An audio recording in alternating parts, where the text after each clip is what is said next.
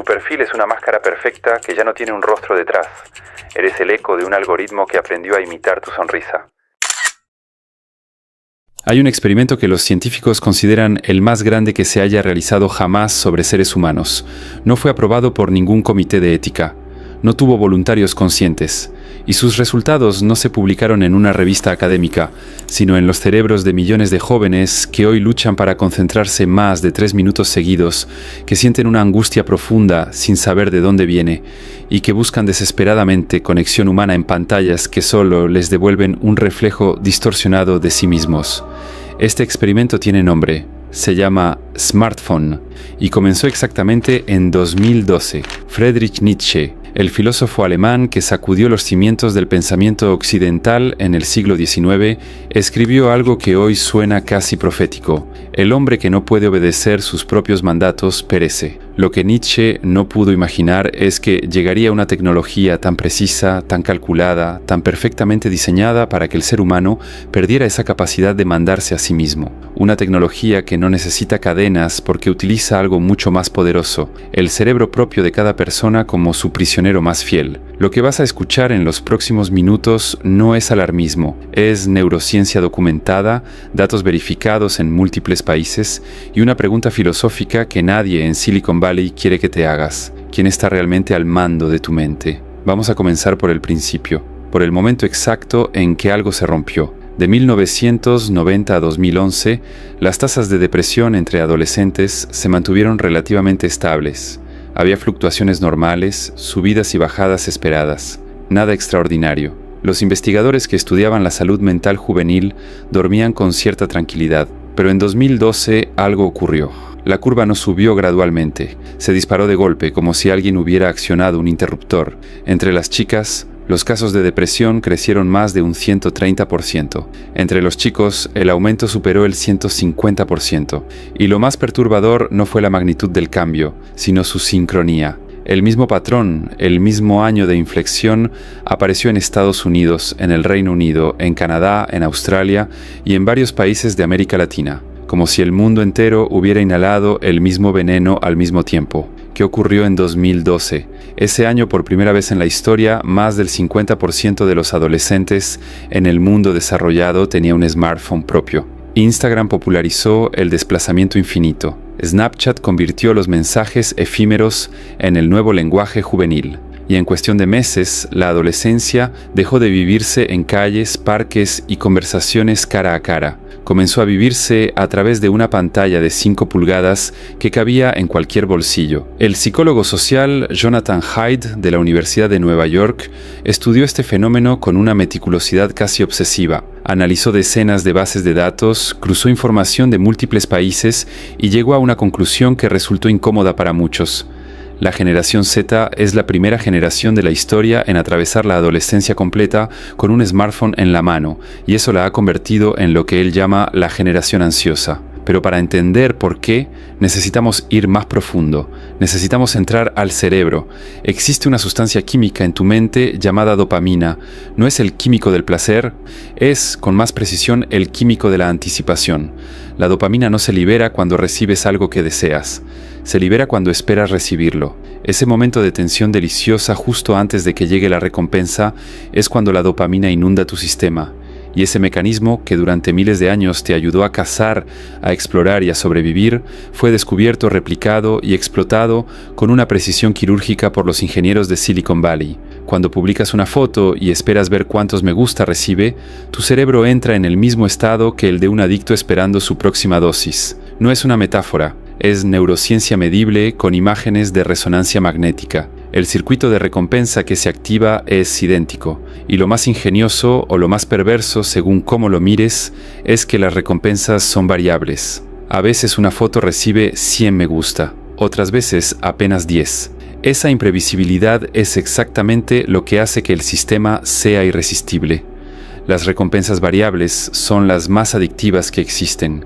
Es el mismo principio que hace que las máquinas tragamonedas sean tan difíciles de abandonar. Nunca sabes qué vendrá, así que tu cerebro permanece en estado de alerta constante, liberando dopamina con cada toque, con cada desplazamiento, con cada actualización, y ese pequeño retraso que experimentas antes de que aparezcan las notificaciones en tu pantalla, ese momento de 2 o 3 segundos en que la pantalla parece pensar, no es un fallo técnico, es una estrategia, deliberada, calculada y diseñada para maximizar la respuesta química en tu cerebro. Sean Parker, uno de los primeros responsables de Facebook, admitió algo devastador en una entrevista en 2017. Dijo que habían construido un sistema que explotaba una vulnerabilidad en la psicología humana, que la pregunta que se hacían constantemente al diseñar las plataformas era ¿cómo consumimos la mayor cantidad posible del tiempo y la atención consciente de las personas? Y que habían encontrado la respuesta perfecta en los bucles de retroalimentación de validación social. En otras palabras, en hacerte sentir visto, apreciado y deseado de una manera que nunca se acaba, porque siempre puede haber más. Pero la dopamina no trabaja sola. Las redes sociales también alteran la serotonina, que regula el estado de ánimo y la sensación de bienestar, y los opioides naturales del cuerpo, que regulan el placer y el dolor emocional. El resultado es una química cerebral profundamente desajustada en adolescentes, cuyo cerebro todavía está en construcción. Un cerebro que está aprendiendo qué significa sentirse bien, qué significa una recompensa, qué significa conectar con otra persona. Está recibiendo respuestas artificiales, amplificadas e irrepetibles en el mundo real. Y aquí es donde la cosa se vuelve verdaderamente oscura. Los algoritmos no se quedan quietos, aprenden. Cada vez que haces scroll, cada vez que te detienes medio segundo más en un video que en otro, cada vez que abres una aplicación a las 2 de la mañana porque no puedes dormir, el algoritmo toma nota y ajusta. Te ofrece contenido ligeramente más intenso, ligeramente más provocador, ligeramente más extremo que lo anterior. Es un proceso gradual que los investigadores llaman escalada algorítmica y ocurre tan despacio que nunca lo sientes. Simplemente un día te das cuenta de que el contenido que ves no se parece en nada a lo que veías hace 6 meses, pero no recuerdas haber elegido ese camino. En los niños pequeños este fenómeno es especialmente visible. Los videos infantiles en plataformas como YouTube han evolucionado hacia estímulos cada vez más extremos, colores imposibles que no existen en la naturaleza, sonidos más altos que cualquier ambiente real, cambios de escena tan rápidos que el ojo humano apenas puede procesarlos. ¿Por qué? Porque eso es lo que mantiene la atención más tiempo. Y esos cerebros infantiles, expuestos a esa estimulación artificial desde los 2 o 3 años, quedan programados para anhelar un nivel de intensidad que el mundo real nunca podrá ofrecerles. Nietzsche hablaba del superhombre, como aquel ser capaz de crear sus propios valores, de dominar sus instintos en lugar de ser dominado por ellos. Escribió que la grandeza del ser humano reside en su capacidad de ser un puente entre lo animal y algo superior, algo consciente y elegido. Pero, ¿qué ocurre cuando el sistema está diseñado específicamente para que regreses a lo más primitivo de tus instintos? Cuando cada notificación apela directamente al cerebro reptiliano, al miedo a ser excluido, al deseo de aprobación, a la ansiedad de perderte algo. El smartphone, en su diseño actual, no es una herramienta para el superhombre. Es una trampa para el hombre que Nietzsche consideraba inferior, aquel que sigue el rebaño sin cuestionarlo, que busca la validación de los demás en lugar de construir su propio valor interior. Y las consecuencias van mucho más allá de la adicción. Hay algo que está desapareciendo en esta generación, algo que durante siglos fue considerado el fundamento de toda grandeza humana, y cuya pérdida pasa casi inadvertida porque ocurre de manera tan gradual que nadie nota el momento exacto en que se va. Se llama atención sostenida. Los estudios son contundentes. Nuestra capacidad de mantener el foco en una sola cosa durante un periodo prolongado ha caído de manera dramática. En solo 2 décadas, los lapsos de concentración sostenida se han reducido en casi un 60%. Somos capaces de concentrarnos durante periodos significativamente más cortos que las generaciones anteriores. Y eso no es una estadística menor, es una catástrofe silenciosa. Piénsalo de esta manera. Ninguna obra maestra de la humanidad se creó en ráfagas de 30 segundos. La 9ª Sinfonía de Beethoven no surgió de una mente fragmentada. Los Principia Mathematica de Newton no fueron escritos entre notificaciones. La teoría de la relatividad de Einstein no nació de un cerebro que revisaba su teléfono cada 10 minutos. Toda la grandeza humana que conocemos, toda la ciencia, toda la filosofía, toda la literatura que ha sobrevivido el paso del tiempo, fue el producto de mentes capaces de sumergirse profundamente en un problema durante horas, días, semanas, lo que los investigadores modernos llaman trabajo profundo, y esa capacidad está siendo desmantelada sistemáticamente. Hoy, una persona promedio recibe cerca de 200 notificaciones al día. Eso equivale a una interrupción cada 10 minutos aproximadamente. Y cada interrupción no solo consume el tiempo del momento en que ocurre. Estudios de la Universidad de California demostraron que después de cada interrupción, el cerebro tarda entre 20 y 23 minutos en recuperar el nivel de concentración que tenía antes. En otras palabras, si recibes notificaciones cada 10 minutos, matemáticamente nunca vuelves a estar completamente concentrado. Pasas el día entero en un estado permanente de distracción parcial, procesando todo a una fracción de tu capacidad real. Las imágenes cerebrales lo confirman de manera visual e inquietante. En personas que usan intensamente las redes sociales, se observan cambios estructurales reales en el cerebro. La corteza prefrontal, que es la región encargada del razonamiento lógico, la toma de decisiones y el autocontrol, muestra signos de debilitamiento. Mientras tanto, la amígdala y el sistema límbico, que son las regiones asociadas a las respuestas emocionales instintivas y al miedo, muestran hiperactivación.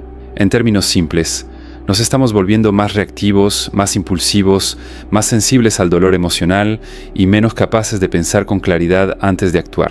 TikTok y los Reels de Instagram han llevado este proceso a su expresión más extrema. Estos formatos no son simplemente vídeos cortos, son tecnología de fragmentación de la atención. Cuando pasas horas viendo contenido de 15 segundos, le estás enseñando a tu cerebro un patrón. La recompensa llega inmediatamente. El aburrimiento no existe. Cada segundo debe ofrecer algo nuevo. Y después de horas entrenando ese patrón, el resto de la vida se vuelve insoportablemente lento. Los libros parecen aburridos, las conversaciones largas se sienten agotadoras, los problemas complejos que requieren tiempo y esfuerzo resultan casi imposibles de abordar. Por eso puedes ver TikTok durante 4 horas sin cansarte, pero no puedes leer un capítulo de un libro sin revisar el teléfono. Tu umbral de estimulación ha sido reconfigurado hacia arriba, y ahora el mundo real, con toda su riqueza y complejidad, simplemente no llega a ese umbral. Pero hay algo aún más profundo que se está perdiendo, algo que toca directamente la pregunta más antigua de la filosofía: ¿quién eres? La identidad humana siempre se construyó de adentro hacia afuera, a través de la experiencia silenciosa, de la introspección del fracaso privado y la superación personal, del tiempo a solas con los propios pensamientos. Las grandes tradiciones filosóficas del mundo, desde los griegos hasta los existencialistas del siglo XX, coincidían en un punto fundamental. Conocerse a uno mismo requiere tiempo, silencio y una mirada honesta hacia el interior. El oráculo de Delfos no decía «muéstrate a los demás», decía «conócete a ti mismo». Las redes sociales han invertido completamente ese proceso. Hoy la identidad no se construye en silencio sino en público. No surge de la experiencia interna, sino de la reacción externa. Cada pensamiento, cada sentimiento, cada momento de vida pasa primero por el filtro de la pregunta: ¿cómo se verá esto ante los demás? ¿Cuántos me gusta recibirá? ¿Qué dirán en los comentarios? Los investigadores tienen un nombre para este fenómeno: conciencia de audiencia permanente. La sensación constante e irreducible de estar siendo observado, evaluado y juzgado. Y ese estado tiene consecuencias psicológicas devastadoras, porque hace imposible la autenticidad. Cuando vives siempre bajo el escrutinio percibido de una audiencia, dejas de actuar de acuerdo a tus propios valores y comienzas a actuar de acuerdo a lo que crees que esa audiencia aprobará. Nietzsche tenía un concepto para describir a aquellos que construyen su identidad en función de la aprobación ajena. Los llamaba esclavos de la moral del rebaño, no porque fueran personas malas o débiles, sino porque habían renunciado al trabajo más difícil y más importante de la existencia humana: la creación de valores propios. Para Nietzsche, el mayor acto de valentía no era la guerra ni la conquista, era mirarse honestamente a uno mismo, sin máscaras, sin audiencia, sin el consuelo de la aprobación ajena, y decidir quién quiere ser. Las redes sociales han hecho ese acto casi imposible para una generación entera, y las chicas llevan la peor parte de este sistema. Los algoritmos que les muestran contenido están calibrados hacia la comparación de apariencias, los filtros, los cuerpos que no existen en la realidad, las vidas perfectas que son meticulosamente construidas para parecer espontáneas. El resultado es un ciclo de autoevaluación permanente, un juicio constante de sí mismas que comienza a edades cada vez más tempranas. Los casos de dismorfia corporal, que es la distorsión de la percepción de la propia imagen, se han disparado incluso entre niñas de 10 y 11 años. Niñas que todavía están aprendiendo a escribir cursiva ya sienten que su cuerpo no es suficientemente bueno. Los chicos caen en una trampa diferente pero igualmente profunda. Pasan miles de horas en entornos digitales, ya sean videojuegos o redes sociales, donde las recompensas son rápidas, las metas son claras, el progreso es inmediato y el estatus se acumula de manera predecible. Y luego salen de esos entornos y se topan con la vida real, que es ambigua, lenta, frustrante y que raras veces ofrece retroalimentación inmediata. El resultado es una generación de jóvenes que se sienten extraordinariamente competentes dentro de una pantalla y completamente desorientados fuera de ella, con dificultades reales para sostener relaciones, para tolerar la frustración, para comprometerse con proyectos a largo plazo. Y hay algo que casi nadie está mencionando cuando se habla de este tema. Estamos perdiendo la capacidad de recordar. En el pasado, la memoria era un músculo que se ejercitaba constantemente. Los eruditos medievales memorizaban libros enteros. Los navegantes memorizaban las estrellas. Los comerciantes memorizaban rutas y nombres y cifras. Memorizar no era un ejercicio académico, era la forma en que el conocimiento se convertía en sabiduría. Porque cuando memorizas algo, no solo lo guardas, lo integras, lo conectas con otras cosas que ya sabes, lo transformas en parte de tu manera de ver el mundo. Hoy vivimos en lo que los investigadores llaman el efecto Google, la tendencia a no retener información porque sabemos que podemos buscarla en cualquier momento, y eso tiene consecuencias que van más allá de olvidar números de teléfono. La memoria no es un simple disco duro de almacenamiento, es la base de la creatividad porque las ideas nuevas surgen de conexiones inesperadas entre cosas que ya sabemos. Es la base de la sabiduría, porque juzgar bien una situación requiere comparar con situaciones similares que has experimentado antes, y es la base de la identidad, porque lo que eres es en gran medida la historia que te cuentas sobre tu propia vida, y esa historia está hecha de recuerdos. Un estudio reciente comparó estudiantes que escribían a mano con estudiantes que tomaban notas en computadora. Los que usaron teclado registraron más información, pero semanas después, cuando se les evaluó, los que escribieron a mano recordaban mucho más y con mayor profundidad. El acto físico de escribir obliga al cerebro a procesar, sintetizar y priorizar. El teclado simplemente registra, y otro estudio reveló algo todavía más inquietante. Estudiantes que redactaron textos con ayuda de inteligencia artificial mostraron menor actividad cerebral durante el proceso, y minutos después no recordaban lo que supuestamente habían escrito. La información nunca llegó a transformarse en conocimiento, pasó por ellos sin dejar huella. Estamos construyendo una generación que tiene acceso a toda la información de la historia humana en el dispositivo que lleva en el bolsillo, pero que cada vez tiene menos capacidad para convertir esa información en comprensión real. Y aquí llegamos a la paradoja más cruel de toda esta historia. Nunca en la historia de la humanidad habíamos estado tan conectados. Cada persona tiene acceso a miles de contactos, a grupos, a comunidades, a conversaciones que se extienden por todo el planeta. Y sin embargo, los jóvenes adultos de hoy reportan niveles de soledad que no tienen precedente en los registros históricos. Jóvenes con cientos de seguidores que no tienen a nadie con quien hablar cuando algo realmente les duele. Adolescentes que dominan perfectamente los códigos del lenguaje digital, los hashtags, los filtros, los memes, pero que sienten una parálisis profunda ante una conversación real con otra persona, cara a cara, sin el botón de edición, sin tiempo para preparar la respuesta perfecta, sin la posibilidad de borrar lo que dijeron. Las redes sociales han transformado el acto de conectar con otro ser humano en una actuación, una farsa. Los me gusta se han convertido en moneda social, los seguidores en una forma de estatus. Y la validación, esa necesidad profunda y legítimamente humana de sentirse visto y valorado, ha sido capturada por las plataformas y convertida en el motor de un negocio billonario. Lo que antes se buscaba en la intimidad de las amistades reales, en la familia, en las comunidades físicas, ahora se busca en un número que aparece debajo de una foto. Y eso tiene un nombre en psicología: exclusión de identidad.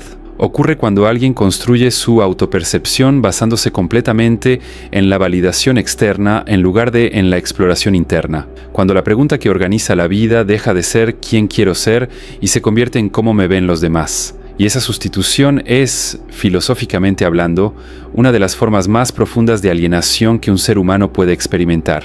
Pero hay algo más. Estamos perdiendo el lenguaje. Investigaciones recientes muestran que los adolescentes usan un vocabulario activo significativamente más reducido que el de generaciones anteriores. Las palabras están siendo reemplazadas por emojis, por memes, por abreviaturas que comprimen la complejidad emocional en símbolos de un solo toque. Y el lenguaje no es solo un medio de comunicación, es la herramienta con la que pensamos. El filósofo Ludwig Wittgenstein lo dijo de manera precisa: los límites de mi lenguaje son los límites de mi mundo. Si no tienes palabras para describir una emoción compleja, no puedes pensarla con claridad, no puedes entenderla, no puedes comunicarla y no puedes superarla. Estamos creando una generación que puede expresar que algo le gustó con un corazón rojo, pero que tiene dificultades genuinas para articular por qué se siente vacía por las noches. Entonces, llegamos a la pregunta que probablemente ya te estás haciendo. ¿Es demasiado tarde? ¿Se puede revertir esto?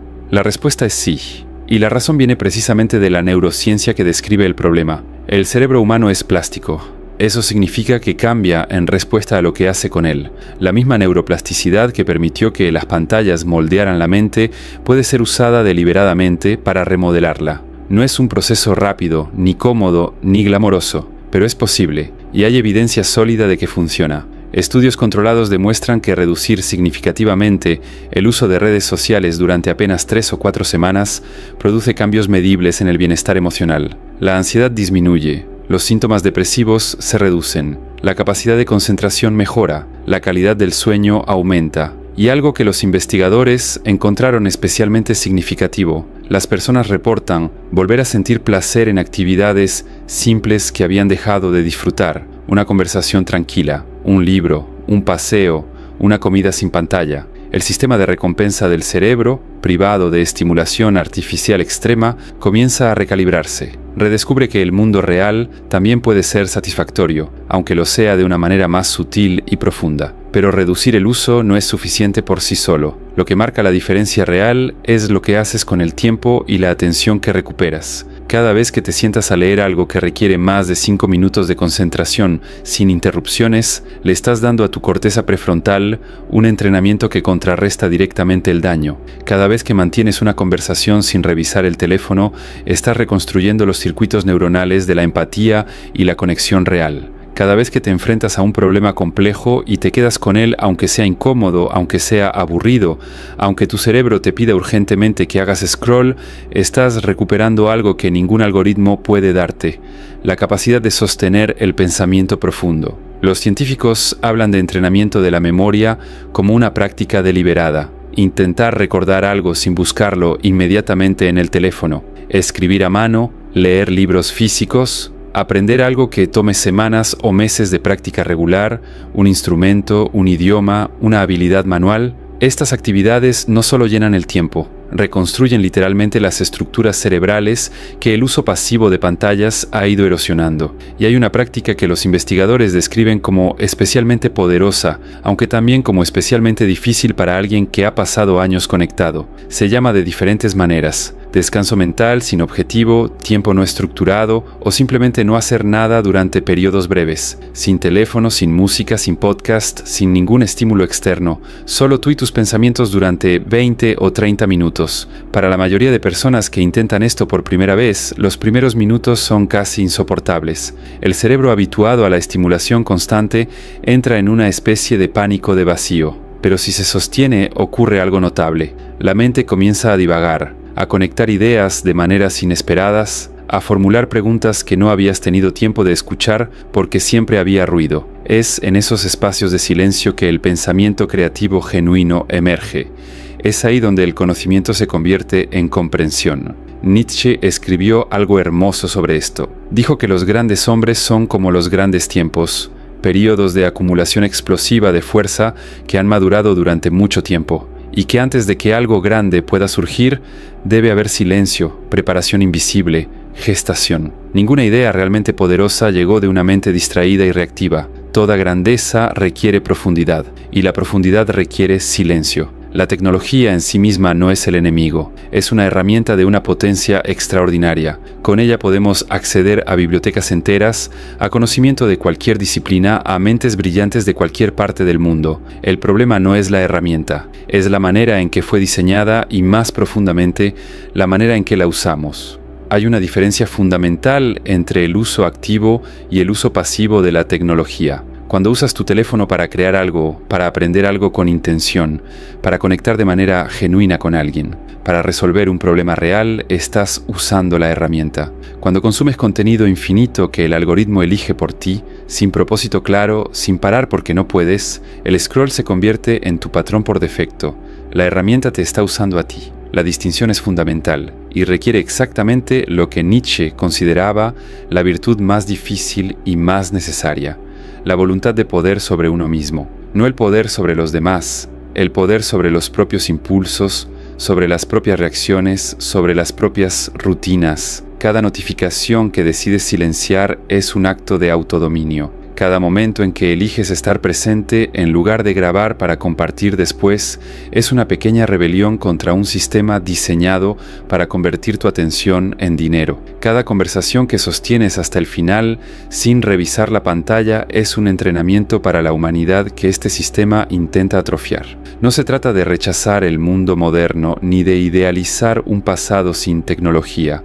Se trata de algo mucho más exigente, de ser consciente, de elegir activamente qué entra en tu mente, qué forma tu identidad, qué merece tu atención, qué es el recurso más escaso y más valioso que tienes. Y finalmente, hay una pregunta que quiero dejarte con la misma honestidad con que comenzamos. ¿Cuántas veces revisaste tu teléfono mientras escuchabas esto? No te juzgues por la respuesta. No es un fracaso moral. Es evidencia de cuán preciso y cuán profundo es el condicionamiento al que todos hemos sido sometidos. Ninguno de nosotros eligió conscientemente estar en este experimento. Lo que sí podemos elegir a partir de ahora es si seguimos siendo sujetos pasivos de él o si comenzamos a tomar el control. Nietzsche formuló la pregunta de la existencia con una claridad brutal. ¿Estás viviendo de manera que quisieras vivir esta misma vida una y otra vez, eternamente? No la vida que parece perfecta en una pantalla, no la vida que recibe más me gusta, la vida real, la vida profunda, la vida que solo es posible cuando la atención, la memoria y la identidad te pertenecen completamente a ti. Tu cerebro está esperando que lo recuperes. La pregunta es si tú estás listo para hacerlo.